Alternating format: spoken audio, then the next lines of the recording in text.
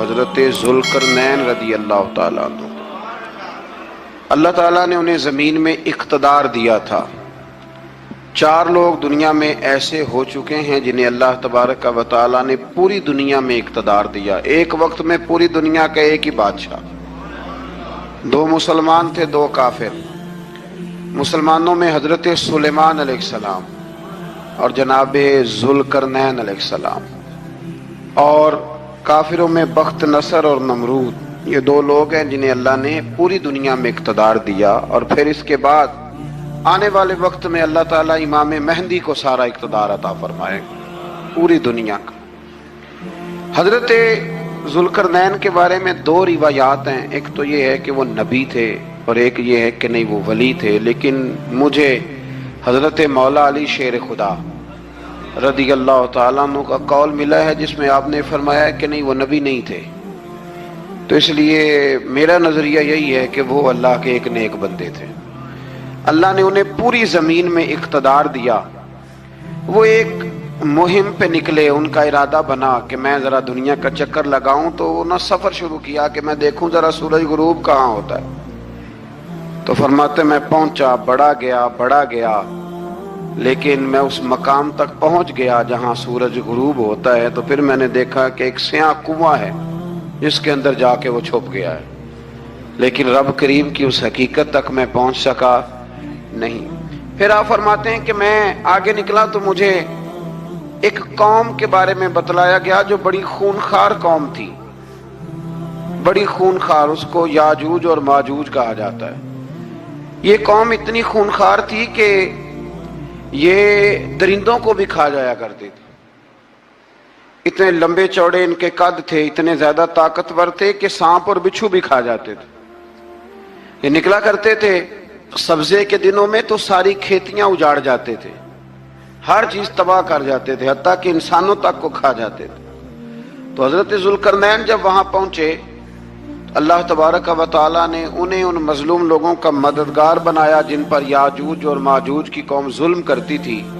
انہوں نے آپ سے کہا کہ حضور مہربانی فرمائیں، اس قوم سے تو ہماری جان چھڑائیں۔ آپ نے فرمایا تم میری مدد کرو۔ انہوں نے کہا حضور کس طرح؟ فرمایا بس جسمانی طور پر میری مدد کرو۔ تو آپ نے پھر وہاں ایک دیوار بنائی، ایک دیوار لوہا کاٹ کر، سیسا پگھلا کر، پتھر ڈال کر ایک بڑی موٹی تازی دیوار بنائی، اور اتنی اونچی بنائی، اور پھر اس کے چاروں جانب آگ جلائی تاکہ وہ لوہا اس طرح پگھل جائے کہ وہ دیواروں کے ساتھ چپک جائے، تاکہ کوئی آدمی پیر رکھنا چاہے تو پیر رکھ کے اس پہ چڑھ نہ سکے۔ آپ نے وہ دیوار بنائی۔ اب اس قوم کا حال یہ ہوا کہ وہ اس کے اندر قید ہیں، وہ صبح جب اٹھتے ہیں تو اس کو توڑنا شروع کرتے ہیں، توڑتے رہتے ہیں، تو جب شام ہوتی ہے تو ان میں سے ہر روز ایک شخص کہتا ہے اتنی رہنے دو، باقی کل کریں گے۔ لیکن جب وہ سویرے اٹھتے ہیں تو اللہ تعالیٰ اس دیوار کو پھر سے مضبوط فرما دیتا ہے۔ نبی کریم علیہ السلام نے فرمایا قرب قیامت میں ایک وقت آئے گا، قیامت کے قریب جا کے ایک ٹائم ایسا آئے گا کہ اس مخلوق میں سے ہی ایک شخص پکارے گا اور پکار کے کہے گا کہ اب سو جاؤ انشاءاللہ۔ اللہ ان کی زبان پہ جاری کہے گا اب سو جاؤ اور سویرے انشاءاللہ یہیں سے شروع کریں گے۔ تو فرمایا وہ چونکہ انشاءاللہ کہیں گے تو پھر اللہ تبارک و تعالی اگلے دن اس دیوار کو وہیں پہ رکھے گا جہاں رات کو انہوں نے اسے چھوڑا تھا۔ اگلے دن وہ توڑیں گے تو دیوار ساری ٹوٹ جائے گی، اور پھر اللہ تبارک و تعالیٰ کا فضل ہوگا تو مسلمان کی طرف وہ بڑھیں گے، وہ قتل و غارت کریں گے، پھر سے وہی درندگی کریں گے۔ تو پھر حضرت عیسیٰ علیہ السلام ان کے لیے دعا کریں گے، تو دعا کا یہ حال ہوگا کہ ان کے وجود پر کچھ ایسی چیزیں برآمد ہوں گی جن کی وجہ سے وہ مر جائیں گے، ختم کر دیے جائیں گے، قیامت کے قریب جا کے وہ دوبارہ آئیں گے۔ اس کے بعد پھر اللہ تبارک و تعالیٰ نے سورہ کہف کی آخری آیات میں 7 سمندر اور ان جیسے اور بھی آ جائیں، فرمایا 7 سمندر ہوں اور ان جیسے اور بھی آ جائیں اور مل کر وہ روشنائی بن جائیں تو میرے رب کے کلمات ختم ہونے سے پہلے سمندر ختم ہو جائیں گے۔ اور آخری آیت میں اللہ تعالیٰ نے فرمایا کہ اے رسول صلی اللہ تعالی علیہ وسلم آپ کہہ دیجئے کہ میں تمہاری طرح ہی ایک बशर हूँ, अना बशरुम मिसलुकुम, मैं भी तुम्हारी तरह एक। अब मिसलुकुम का बहुत सारे लोगों ने तर्जुमा अपनी तरह का कर लिया है, हालांकि हुजूर सल्लल्लाहु ताला अलैहि वसल्लम ने फरमाया कि बशर होने में मैं तुम्हारी तरह हूँ, रसूल होने में तुम्हारी तरह नहीं, अल्लाह का हबीब होने में तुम्हारी तरह। और वो ये जो मैं कह रहा हूँ ना नहीं, तो ये सही बुखारी के लफ्ज हैं। हुजूर ने फरमाया अय्युकुम मिसली, कौन है तुम में जो मेरी तरह हो, ये सही बुखारी के लफ्ज हैं। अल्लाह तबारक व तआला समझने की तौफीक अता फरमाए। फिर इससे आगे सूरह मरियम शुरू होती है। इस सूरत में अल्लाह तबारक व तआला ने हजरत ज़करिया अलैहिस्सलाम का जिक्र फरमाया है कि वो लावलद थे और बुढ़ापे की उम्र को पहुंच चुके थे। उन्होंने अल्लाह ताला से औलाद की दुआ की जो इनका और आले याकूब का वारिस हो, तो अल्लाह ताला ने उन्हें बेटे की बिशारत अता फरमाई जिसका नाम उन्होंने याहया रखा, बल्कि ये नाम उन्होंने पहले से रख लिया था। ये याहया नाम उन्होंने पहले से रख लिया था। मुझे अब लोग किस सेंस में मसला पूछते हैं ये नहीं मुझे पता, लेकिन मुझसे एक दोस्त ने कुछ दिन पहले पूछा कि पैदाइश से पहले बच्चे का नाम रखना जायज़ है, तो मैंने उन्हें कहा कि हाँ, आप सूरह मरियम पढ़ेंगे तो आपका अंदाज़ा होगा कि हज़रत ज़करिया ने बेटे का नाम पहले ही रख दिया था, क्योंकि उन्हें यकीन कामिल था कि रब करीम मुझे बेटा ही अता फरमाएगा। तो हज़रत याहया अलैहिस्सलाम को अल्लाह ताला ने बचपन में ही नबुव्वत अता की और किताब दी। इनके औसाफ ये बयान किए कि वो पाकीज़ा और मुत्तकी थे, माँ बाप के साथ नेकी करने वाले थे और सरकश नहीं थे। इन पर सलाम हो जब वो पैदा हुए, और इन पर सलाम हो जब उनकी वफात हुई, और क़यामत के दिन जब उन्हें उठाया जाएगा। इससे मालूम हुआ कि नबी करीम अलैहिस्सलाम पर या किसी भी नबी पर सलाम भेजना और उस दिन पर सलाम भेजना जिस दिन अल्लाह ताला ने उन्हें पैदा फरमाया है, ये कुरान मजीद से साबित है। यानी आप ये कह सकते हैं कि जिस सुहानी घड़ी चमका तैबा का चाँद, उस दिल अफरोज सात पे, दिल अफरोज सात पे, तो ये ऐने कुरान मजीद है कि जिस दिन वो पैदा हुए उस दिन उन पर सलाम। अल्लाह ताला समझने की तौफीक अता फरमाए। फिर इससे आगे चलकर हजरत मरियम सलामुल्लाह अलैहा का जिक्र है कि उनके पास फरिश्ता आया।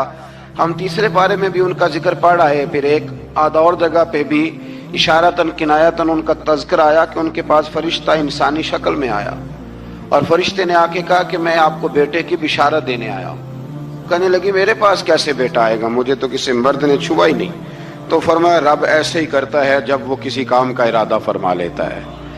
तो हजरत मरियम के यहाँ अल्लाह तबारक व तआला ने हजरत ईसा अलैहिस्सलाम की विलादत फरमाई। हजरत ईसा बगैर बाप के पैदा हुए और हजरत आदम अलैहिस्सलाम गैर माँ बाप के पैदा हुए। तो ये अल्लाह की कुदरत की निशानी है। अब हजरत ईसा अलैहिस्सलाम की जब विलादत हुई तो ये आपका मुजज़ा और हजरत मरियम की करामत सामने आई कि आप एक खुश्क खजूर के नीचे बैठी तो अल्लाह ताला ने उसे सरसब्ज़ व शादाब कर दिया, और आप उसको हिलाती थी तो वो खजूरें गिरती थी। बड़ी परेशान थी आपके कौम के सामने, क्या मुंह लेके जाऊंगी, लोग क्या कहेंगे। लोगों के लिए इल्ज़ाम लगाना, प्रोपेगेंडा करना बड़ा ही आसान काम है। दो ही तो काम दुनिया में आसान है, एक बदगुमानी करना और एक गीबत करना। और इतना मजेदार काम है कि आप सारी दिहाड़ी कराएंगे। कोई बंदा थकने को तैयार, माज़अल्लाह सुम्मा माज़अल्लाह सारा दिन। और अगर आप कहें कि अल्लाह का जिक्र करो, तस्बीह ले लो, सिर्फ 500 दफा दुरूद शरीफ पढ़ लो, तो फिर क्या बनेगा, काम याद आ जाएगा। बहुत सारे लोगों निकल लेंगे। कभी कभी कुछ चीजें बड़ी याद रह जाती हैं। एक शायर ने एक शेर कहा था, मेरी थोड़ी सी शेरी ज़ौक़ है तो मुझे दिलचस्पी है, रह जाती हैं कुछ बातें ज़हन में। एक दफ़ा हमारे एक दोस्त के बारे में कुछ प्रोपेगेंडा होने लगा तो मैंने उन्हें एक शेर लिख के भेजा, मुझे याद था। मैंने एक शेर लिखा, किसी शायर ने कहा था कि मखलूक तो फनकार है इस दर्जा के पल भर में, संगे दरे काबा से भी असनाम तराशे। निकाबे के अंदर से मिट्टी लेके लोग बुत बना लेते हैं और अल्लाह का शरीक बनाते हैं। तो कहने लगा शायर के मखलूक तो फनकार है इस दर्जा के पल भर में, संगे दरे काबा से भी असनाम तराशे। तुम कौन हो, क्या चीज है दागे कबाबी, लोगों ने तो मरियम पे भी इल्जाम तराशे। लोग तो मिनट लगाते हैं, वो जो रही मस्जिद में, पली मस्जिद में, लोगों ने इल्जाम लगाने का वक्त आया तो इल्जाम लगा दिया, सैयद आयशा सिद्दीका पे लगा दिया। सिद्दीक की बेटी और सिद्दीका। आप सोच सकते हैं कि लोग कहां तक जाते हैं और बातें कहां तक पहुंचती हैं। तो ये मेरे रब करीम का फजल और करम है कि जनाब मरियम की बारात का ऐलान भी कुरान ने किया और हजरत आयशा सिद्दीका की बारात का ऐलान भी कुरान पाक ने फरमाया, ये भी कुरान मजीद ने फरमाया है। और कल परसों भी बात हो रही थी हजरत यूसुफ अलैहिस्सलाम की, तो इल्जाम तो लगते रहते हैं। तो मैंने उस दिन भी सवाल किया था, फिर दोहराता हूं कि गलती क्या थी हजरत यूसुफ की। कभी कुआं अंधेरा, कभी भाइयों के थप्पड़, कभी मिस्र का बाजार। और जरा सोचो तो सही, जब बोलियां लगती हैं इंसान की तो क्या हाल होता है। और फिर जरा ये भी तो देखो ना कि जब जुलेखा ने इल्जाम लगाया तो फिर क्या हाल है। और फिर 12 साल की जेल पर रब फरमाते हैं शाने मैंने यूसुफ को ही अता फरमाई। तो हजरत मरियम सलामुल्लाह अलैहा जब वो बेटा लेके गई उनके पास, तो उन्होंने कहा ये कहां से आ गया। आप फरमाने लगी मैंने तो चुप कर रोजा रखा हुआ है, इसी से पूछ लो ये कहां से आया है, यही बताएगा। पंघूड़े में थे हजरत ईसा अलैहिस्सलाम, पंघूड़े में। तो कुरान मजीद कहता है कहने लगे काला इन्नी अब्दुल्लाह, हजरत ईसा बोले और बोल के कहने लगे मैं अल्लाह का बंदा हूं। और आतानी अल किताब, खाली नहीं आया, किताब साथ लेके आया हूं। वजअलनी नबिया, और उसने मुझे नबी बना के भेजा है। तो हजरत ईसा अलैहिस्सलाम पंघूड़े में हैं, तो कलाम फरमा रहे हैं, अपने नबी होने का ऐलान फरमा रहे हैं। अब उस बंदे के करीब जाके उससे सवाल करने को दिल नहीं करता जो नबी पाक के बारे में कहता है 40 साल के बाद नबी बने। यहां पंघूड़े में हजरत ईसा कलाम करें, पंघूड़े में, और वो पंघूड़े में कहे मैं नबी हूं। और तो अपने रसूल के बारे में ये कहे कि बकरियां चरा रहे थे तो माज़अल्लाह उन्हें पता ही नहीं था कि मैं नबी बन जाऊंगा। ऐसी कोई बात नहीं। आला हजरत फरमाते हैं अल्लाह अल्लाह वो बचपने की फबन, यानी बचपन में भी रंग ढंग निराले थे मेरे रसूल की। अल्लाह अल्लाह वो बचपने की फबन, उस खुदा भाती सूरत पे लाखों सलाम, उस खुदा भाती सूरत पे।